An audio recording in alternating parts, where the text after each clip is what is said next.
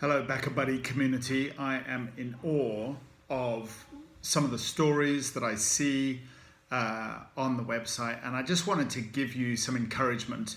Many of you will have had the situations that you have thrust upon you, and you incredibly bravely and courageously just get on with it.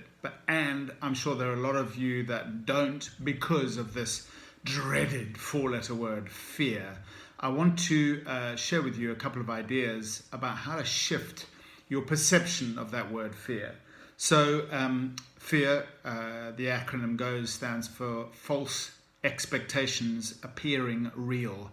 I want to invite you to consider that fear is our greatest opportunity, but often what we do is we shy away from it instead of going towards it. So I've got 9 suggestions that I hope will help you considering when you're going to put a campaign together. The first is making the decision to turn pro and go for it. Decision, if you look at the suffix side, decide, which means to kill off the alternative. In other words, to go clear and get committed. Same family as genocide, fratricide, pesticide. Secondly, thinking there's a problem with the voice in your head. We all have the voice in our head. It's called the chimpanzee within us that tells us it's a good idea, it's a bad idea, and always rattles away, whereas the frontal part of the brain is around making decisions. So when you make a decision, go for it, and then notice how that chimp does its thing in our brains.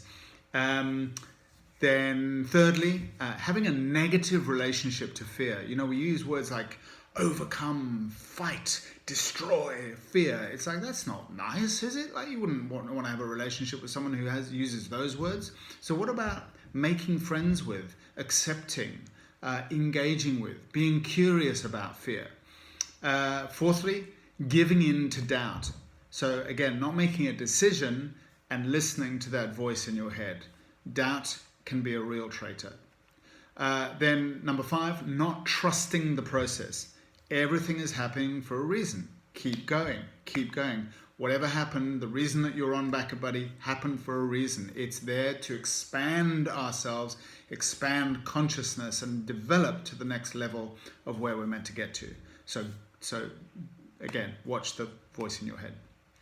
Giving up too early, number 6. Remember, the very next shovel could be the one that taps into a vein of gold, but we'll never know if we don't actually do it. Number 7, feeling it real. If we're not feeling it before it's happened, whatever it is, the result that we want, then it doesn't matter. The result will slap us in the face and we won't even see it. We've got to feel it, we've got to see it, and then it actually materializes. It's a remarkable thing. It's the other way around to how we think. I'll only believe when I see it. Not getting started is one of the biggest cancers. We sit around waiting for the right time. It's the universe responds to us when we get started. And finally, not thinking that people will be interested in our story. There's only one of us.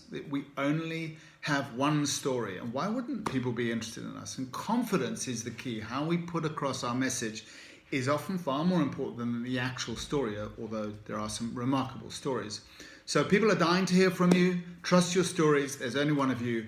Go for it. I hope this has been helpful.